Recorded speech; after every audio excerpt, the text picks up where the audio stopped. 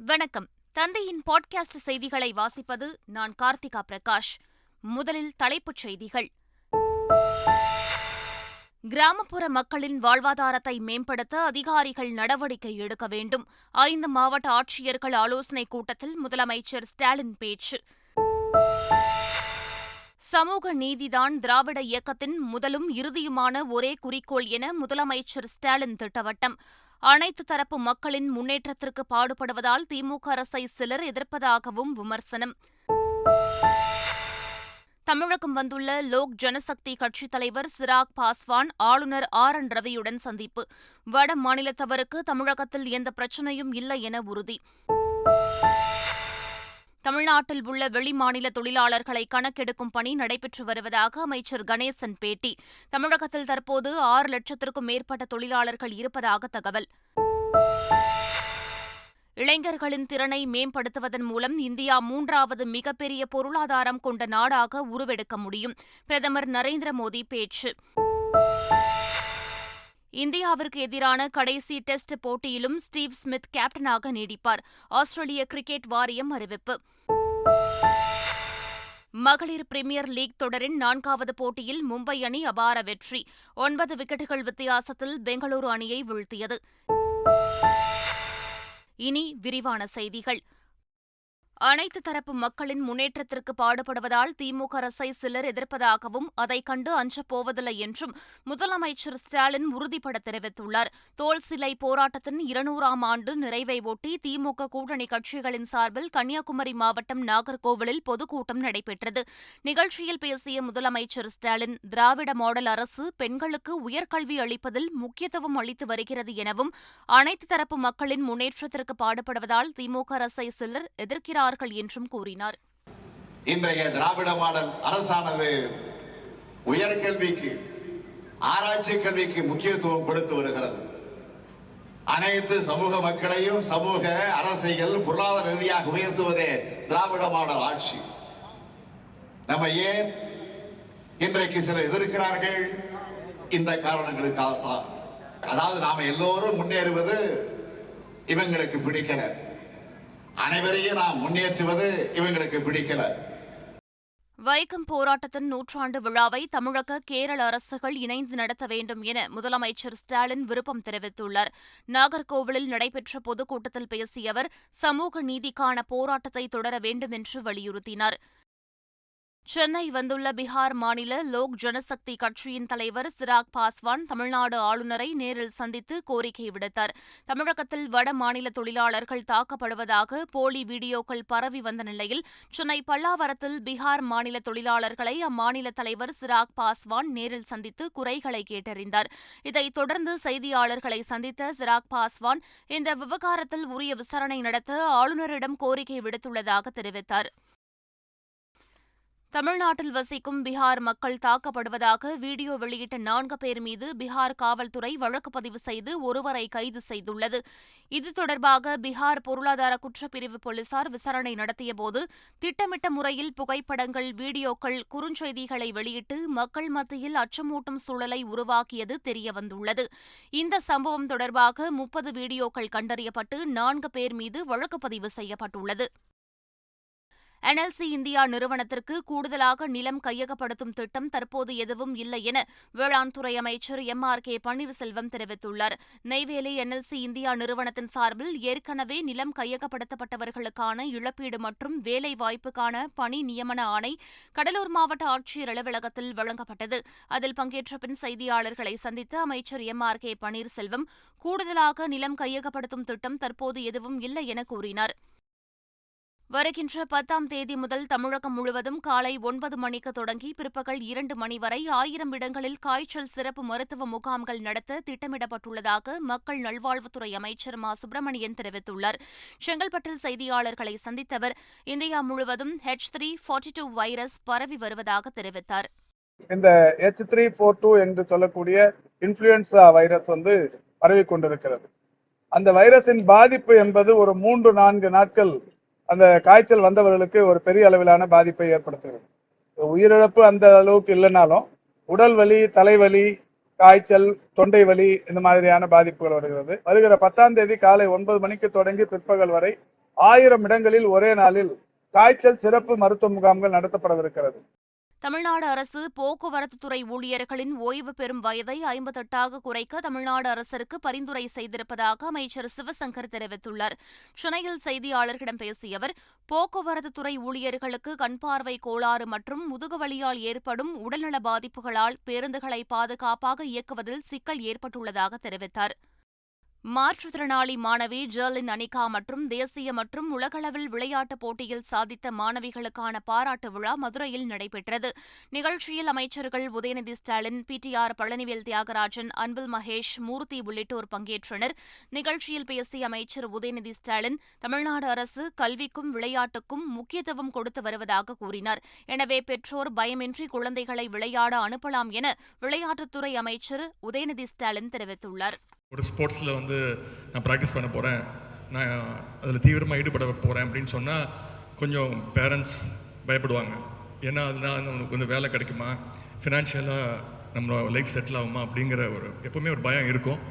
அந்த பயத்திலேருந்து நீங்கள் வெளியில் வரணும். கண்டிப்பாக ஸ்போர்ட்ஸ் எப்படி கல்வி முக்கியமோ அதே மாதிரி விளையாட்டும் ரொம்ப முக்கியம். இந்த அரசு கல்விக்கும் மருத்துவத்துக்கும் ஸ்போர்ட்ஸுக்கும் முக்கியத்துவம் கொடுத்து வருகிறது. அதை நீங்கள் எல்லாம் பயன்படுத்திக் கொள்ள வேண்டும் என்று கேட்டுக்கிறேன். எதிர்க்கட்சித் தலைவர் எடப்பாடி பழனிசாமியை அதிமுகவின் பொதுச் செயலாளராக தேர்வு செய்வது தொடர்பாக வருகிற 10ஆம் தேதி அதிமுக தலைமை கழக நிர்வாகிகளின் ஆலோசனைக் கூட்டம் நடைபெறவுள்ளது. வருகிற 9ஆம் தேதி அதிமுக மாவட்ட செயலாளர்கள் கூட்டம் ராயப்பேட்டையில் நடைபெறவுள்ளது. இந்நிலையில் வருகிற 10ஆம் தேதி அதிமுக தலைமை கழக நிர்வாகிகளின் ஆலோசனைக் கூட்டத்திற்கு அழைப்பு விடுக்கப்பட்டுள்ளது. இந்த கூட்டத்திற்கு பிறகு அதிமுக பொதுச் செயலாளர் தேர்தலுக்கான அறிவிப்பு வெளியாகும் என தகவல் வெளியாகியுள்ளது.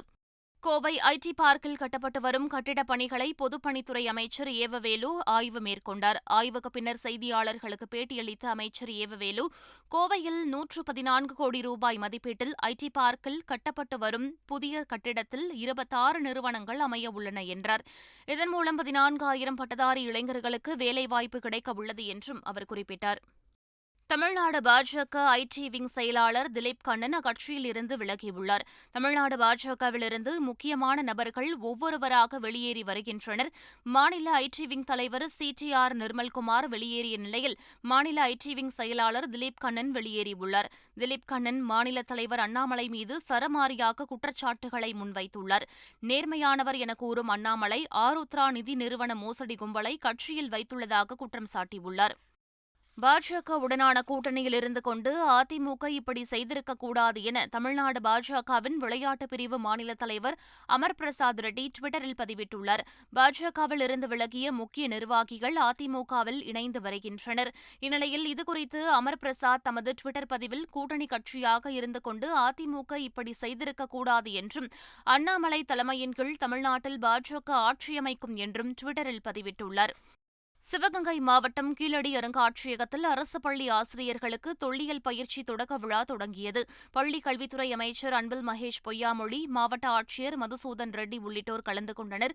பின்பு பேசிய அமைச்சர் அன்பில் மகேஷ் பொய்யாமொழி, 1000 அரசு பள்ளி ஆசிரியர்களுக்கு பயிற்சிகள் வழங்கப்பட உள்ளதாகவும் மாநில அளவிலான கல்வி சுற்றுலாவில் இனி கீழடியும் இடம்பெறும் என்றும் தெரிவித்தார். காமராஜரின் கனவை நிறைவேற்றியவர் பிரதமர் நரேந்திர மோடி என தமிழக பாஜக மாநில தலைவர் அண்ணாமலை தெரிவித்துள்ளார். கர்நாடக தேர்தல் பொறுப்பாளராக நியமிக்கப்பட்டுள்ள தமிழக பாஜக மாநில தலைவர் அண்ணாமலை கர்நாடக மாநில சிக்பல்லாபூர் மாவட்டத்தில் நடந்த பாஜக மாவட்ட இளைஞர்கள் மாநாடு கூட்டத்தில் பங்கேற்றார். நிகழ்ச்சியில் பேசிய அவர், பிரதமர் மோடிக்கு வயதாகியிருந்தாலும் இளைஞர்களுக்காக அவர் சிந்திப்பதாகவும் இளைஞர்களை அதிகம் கொண்ட இந்தியா அனைத்து துறைகளிலும் முன்னேற்றம் கண்டு வருவதாகவும் பேசினார். சொந்த தந்தையாலேயே தான் பாலியல் துன்புறுத்தலுக்கு ஆளானதாக நடிகை குஷ்பு தெரிவித்துள்ளார். அண்மையில் தேசிய மகளிர் ஆணையத்தின் உறுப்பினராக பொறுப்பேற்றுக் கொண்ட நடிகை குஷ்பு தனியார் நிறுவனம் ஒன்றிற்கு அளித்துள்ள பேட்டியில் தனது 8 வயதிலிருந்தே சொந்த தந்தையால் பாலியல் துன்புறுத்தலுக்கு ஆளானதாக தெரிவித்துள்ளார். இந்நிலையில் பெண்கள் மற்றும் பெண் குழந்தைகளுக்கு எதிரான பாலியல் குற்றங்களில் எந்தவித கருத்து வேறுபாடு இல்லாமல் கடும் நடவடிக்கை எடுக்கப்படும் என தேசிய மகளிர் நல ஆணைய உறுப்பினர் குஷ்பு சுந்தர் தெரிவித்துள்ளார். பெண்களுக்கு குழந்தைங்களுக்கு எதிராக நடக்கிற பாலியல் தொல்லையில் எந்த விதமான எங்களுக்கு கருத்து வேறுபாடு கிடையாது.